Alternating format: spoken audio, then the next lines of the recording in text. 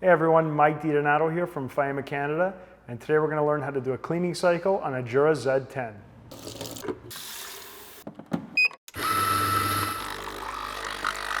The things you'll need to complete this are the authentic Jura cleaning tablets. You can buy them in a 6-pack or in a 25-pack. One last pro tip, I always like to put a receptacle, a container, or a cup or something underneath your central spouts. That'll catch any water pouring from the machine. Of course, you can allow it to drip into the tray, but that can be a little bit messy. It's better to use a container.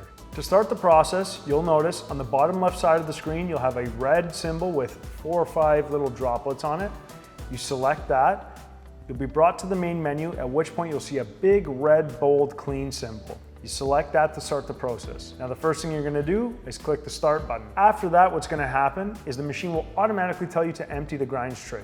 Even if you have already done it and you know it's empty, you need to pull that out for 30 seconds. That way the machine registers it's been empty.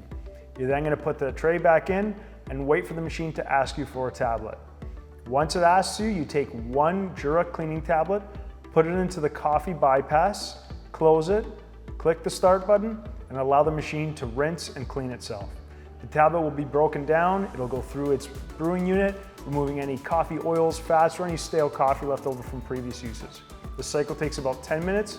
Once it's done rinsing itself, it'll ask you to remove the tray, at which point you take it out, it'll be full of water and other things, empty that in your sink, put it back in, and you're done.